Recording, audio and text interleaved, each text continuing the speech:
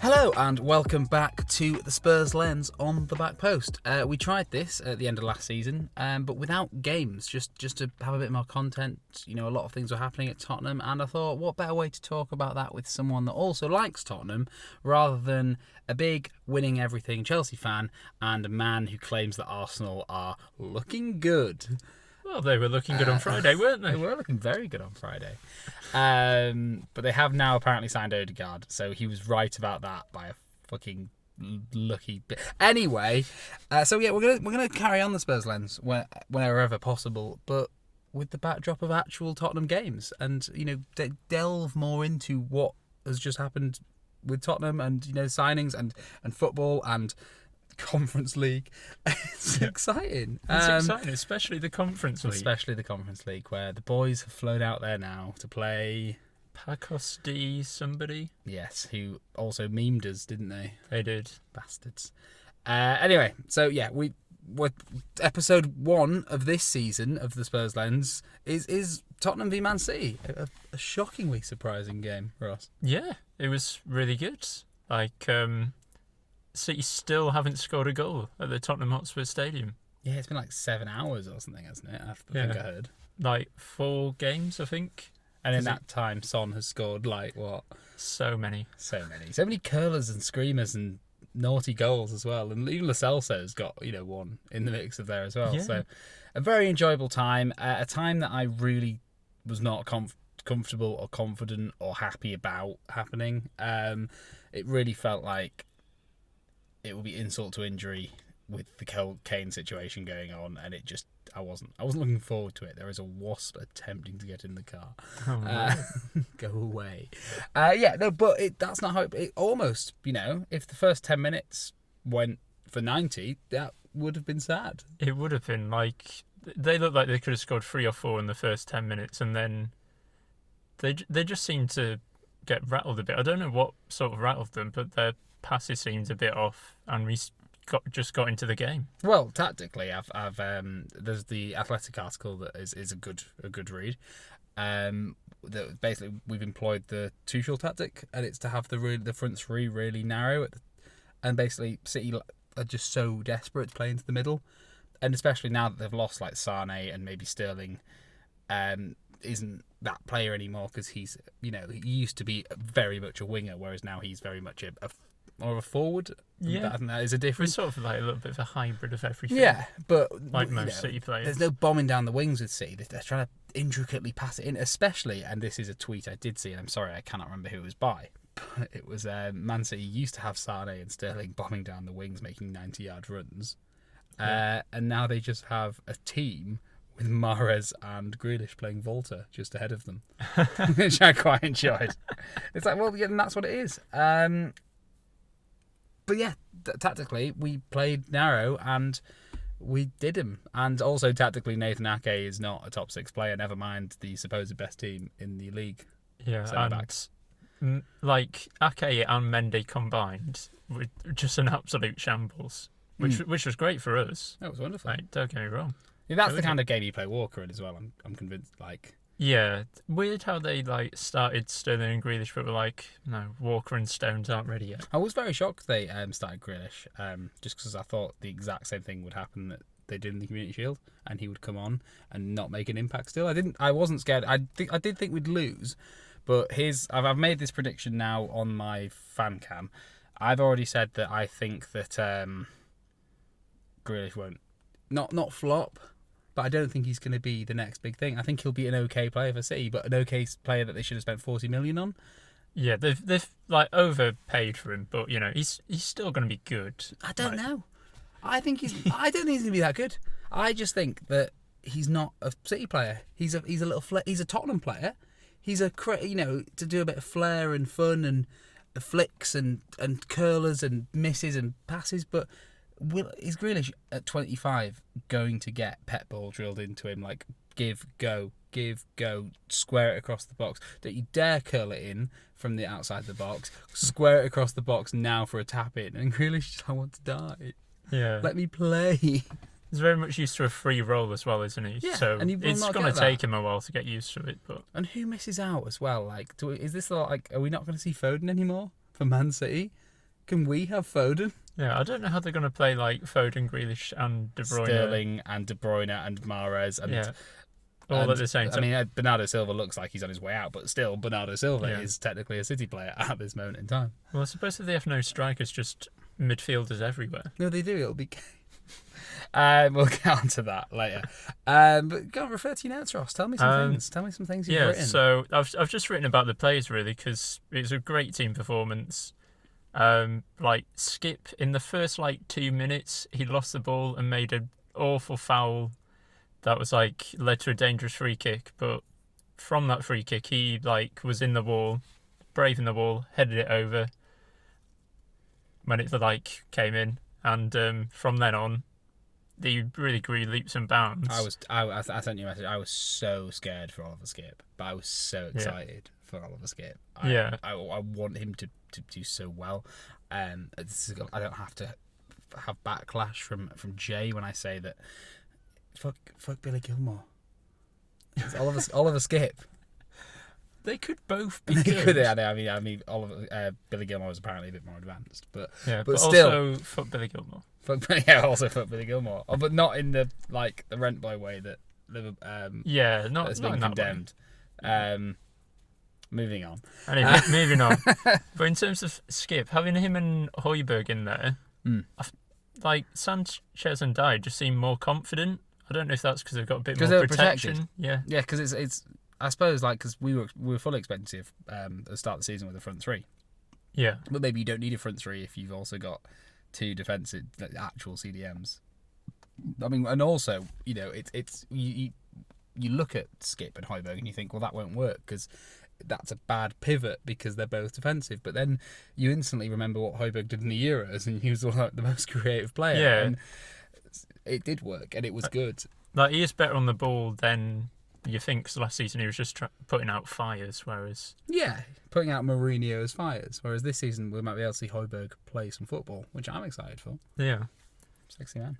Also, it's Sanchez especially just looked like a different player, and he did in the Arsenal game as well. Really, I'd say. I don't know who this Sanchez is who's come back, but I like him. Well, because I've always been a bit critical of him. But he didn't have the worst start, did he? He wasn't great. He's never been oh my god, but yeah, he's never been awful. But he just gets caught out in silly mistakes. He does too often, but. So far, so good. But management-wise, I think under Poch he was all right. Poch continuously chose him. Yeah. Mourinho really fell out with him. Yeah, Mourinho was shocked. Just a strong feeling that Nuno is going to... They're never going to be the players that, I remember the Fighting Cock podcast where they spoke to an Ajax football expert that Davinson Sanchez was essentially using as a stepping stone for Barcelona. That's A, not happening, and B, even if he... For many reasons... For Davinson Sanchez, maybe he will use this as a stepping stone for Barcelona because Barcelona are crippled now. Maybe. And he is the calibre of player they can attract, but not in the way we first thought.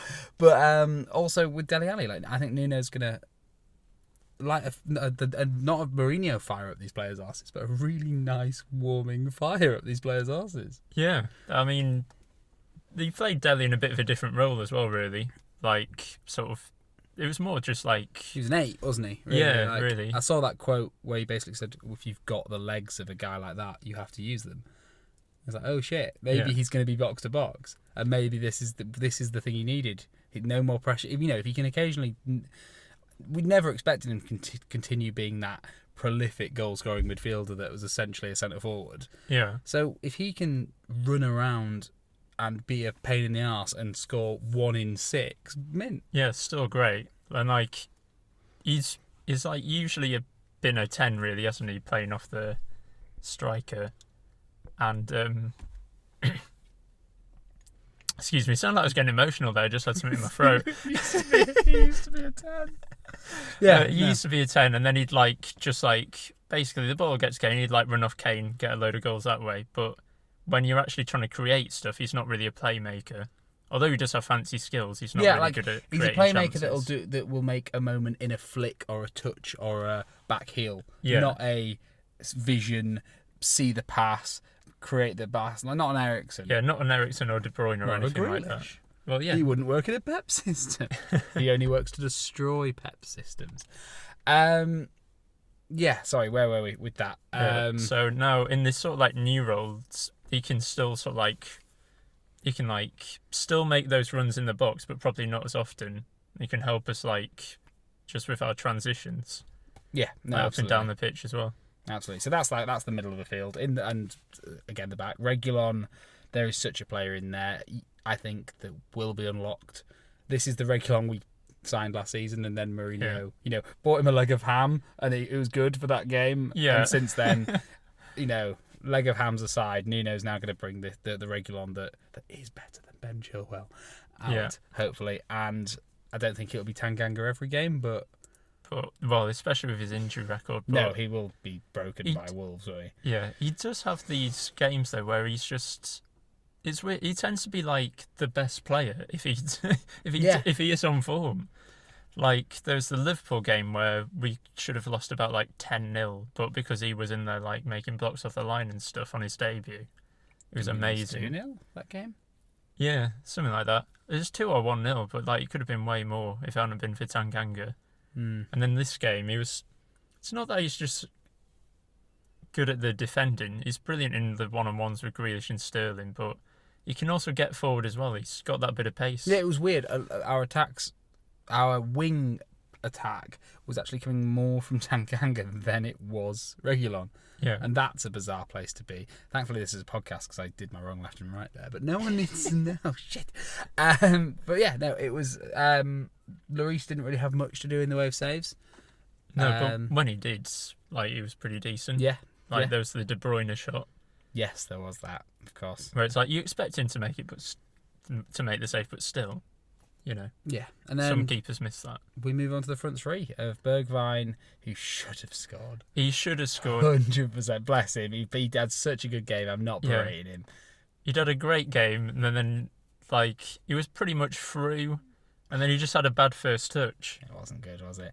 Mora for me, it's either Tanganga or Mora. Mora was my man of the match. I thought he was incredible. Yeah. And obviously Son got us the goal, and he's got a lot of goal and assists for Tottenham when playing as a central striker, and it's confusing. Yeah, it's because it's at first he like wasn't that good as a striker, but if you look at his record, I think it's like 49 goals and assists in 55 games or something, it was something which is like that. Which is really good. It's brilliant, and it's that age-old question, isn't it? Is Tottenham good being fluid and dynamic, and with pace, or is it good to have Kane in there? And I think both of us will agree the answer is Kane. Well, yeah, because he's quite good at football. If Nuno can navigate 4 competitions with different stuff, if we do keep Kane, which we will come on to again. Yeah. If we can go into 4 competitions with a manager that doesn't feel the need just to play, I think he's proven that he won't feel the need just to play Kane. Yeah. Already, because I think Mourinho, I think a lot of managers would go, okay, Kane, come play City, fair enough. Unless there's a clause in the deal they've already signed that City were like, you can't play against. Yeah. Balls. Yeah. Yeah. And then, it's also exciting to see Romero. It was even like 4 minutes, but Yeah. he put in a good tackle, didn't he, at one point? Oh, there was that. Speaking of good tackles, sorry, just to go off Romero, that shithouse few minutes we had where Skip ran back and flattened someone, and then they broke, and then we flattened them again. We basically kicked the shit out of City, which sometimes when you face a team that was worth, I texted you, didn't I, £897 million bench and first team included. Yeah. Sometimes, actually, let's just kick the shit out of them, Just rough and them up a bit. play with some fucking passion and twat them. Yeah, there's it was also wonderful. a lot of fair tackles, not fouls, which were really rough ones still. But there was a skip one of those as well, wasn't there? Yeah. Not enough Højbjerg ones there. No, It'd have been nice to have a Lamella coming off the bench in that game for a goodbye. Oh yeah. Stamping on everyone. A Lamella that, as a quick shout out, congratulations, to take half an hour to reach 2 goals. It took him 37 Premier League games to reach 2 league goals. Well, if that isn't Spursy, I don't know what is. He's getting he's already outscored Carlos Gil. Equalled his record in for Sevilla. Well, that's good. in the league, so that's good. But I'm excited to see Brian Hill. Sorry, I said Carlos Gill, didn't I? Yeah, but I was just going to let it go. The Aston Villa / Yeah. LAFC, is he? God knows. Somewhere. God knows I think he's in America now. Sorry, Carlos Gill. He scored a screamer once. Okay.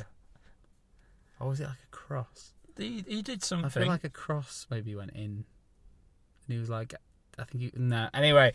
Romero. It was exciting to see. And I think out of the back four, the weakest link was still Dyer. Yeah, but that's being harsh. He was still like good. They're all good. But I'm saying if you played that with what Romero looks like he could bring, that's very exciting. Or maybe a Tomiyasu. Yeah, maybe. Maybe. Although with like how well Tanganga played, do we need that right back, centre back sort of hybrid anymore? He'll be dead next game. Well, yeah, apart from the fact that he'll be dead. But so moving on, Ross. Again. I would like to... Oh my God, that was absolutely jumbled. I'd like to know who your man of the match was, Ross. Who did you think was the best player? It was probably Tanganga. I mean, it's a toss-up between him and Lucas, really, isn't it? But they're both amazing. And, that... They're both on the same side, just causing absolute terror and nightmares for the wonderful City terror. players.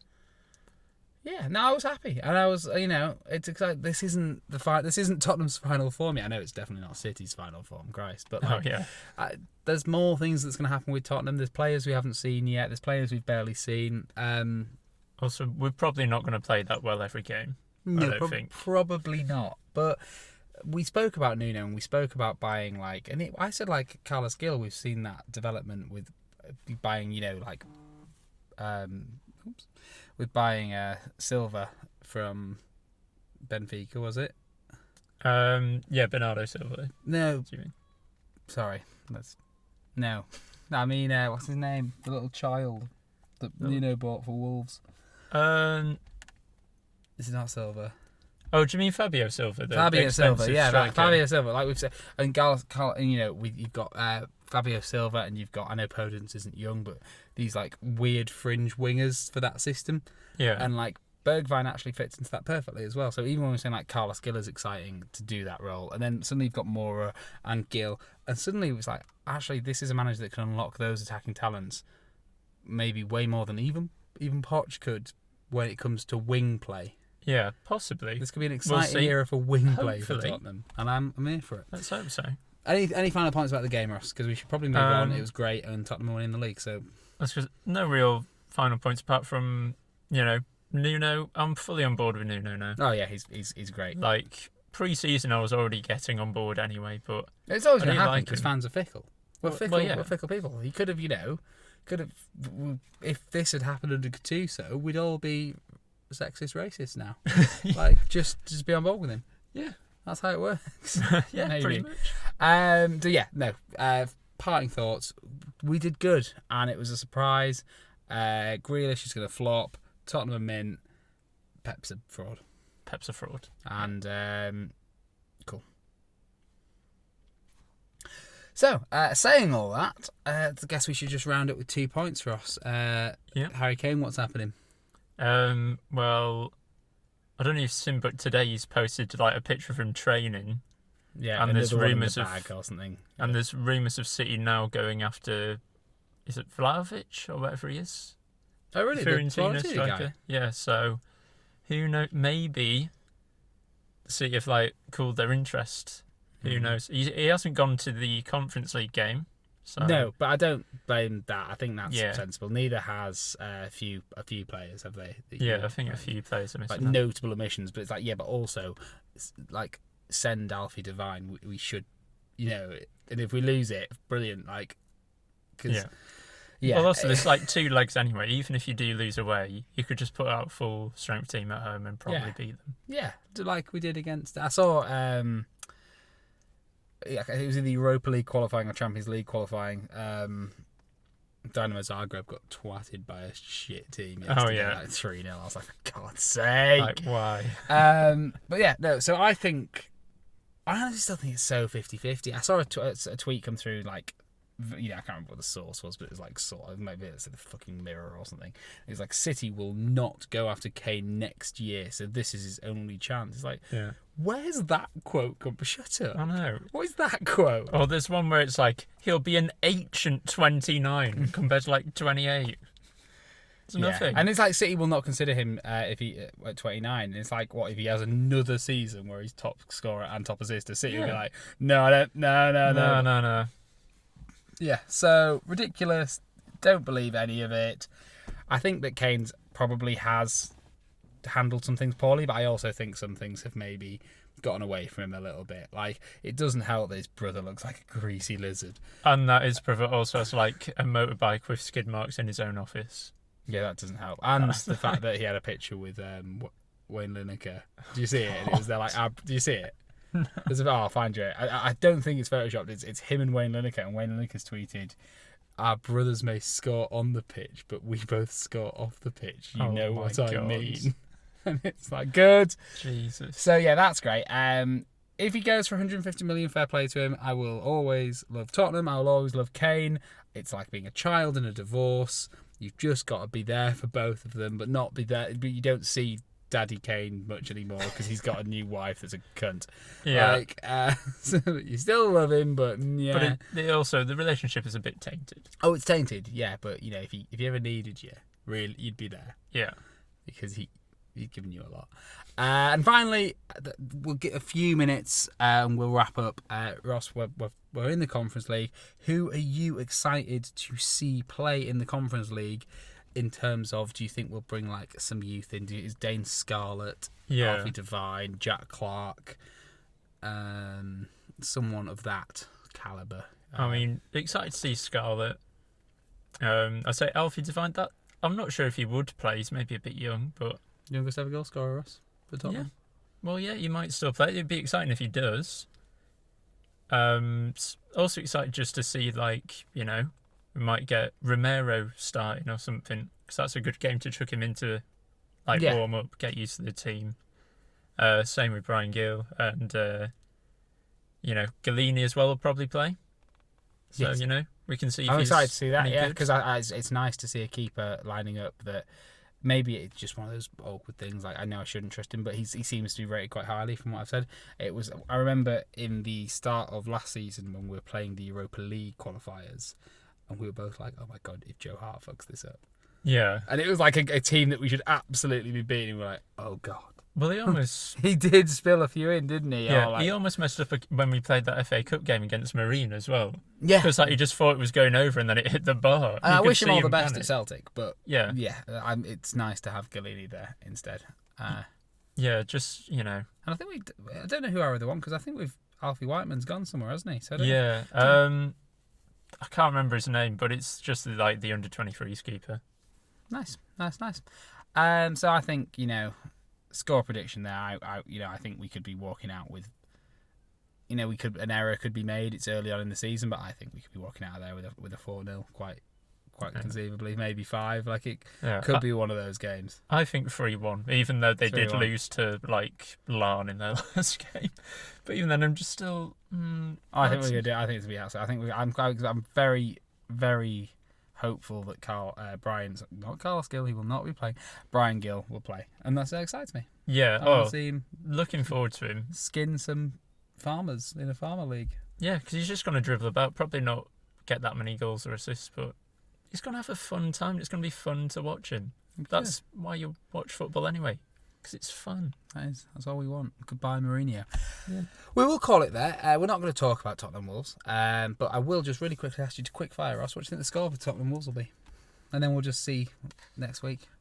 What do I think the score will be? 2-1 Tottenham. I like 2-1 Tottenham. I'm going to say 3-1 Tottenham. Wolves aren't there yet. The Wolves won't have the worst season, but Daddy Wolves he knows his team's weaknesses. He's gonna be like, Bolly was always shit. I only played him for 3 years for this moment. For this moment, it's all been a plot. It's all been a ploy. He's the most. The Wolves manager. I've never struggled with a manager so much ever in the Premier League. From my time watching it, I will continuously forget who he is all through the season. Yeah, I know his name is. It's gone again. Yeah, is it like Bruno Bruno Lage. Bruno Lage. Lage there you go. is his name. Yeah, but I will forget that the next time we speak. Maybe not, because we'll have just had a 90-minute refresher on it. Anyway, it's not televised, I don't think. Is it not? Don't think so. What's that We're time? back to normal football being resumed. Fuck you, British television laws. Anyway, I'm still talking. I said I'd stop. So welcome back to the Spurs Lens on the back post, and give us a subscribe. Fuck this. Bye.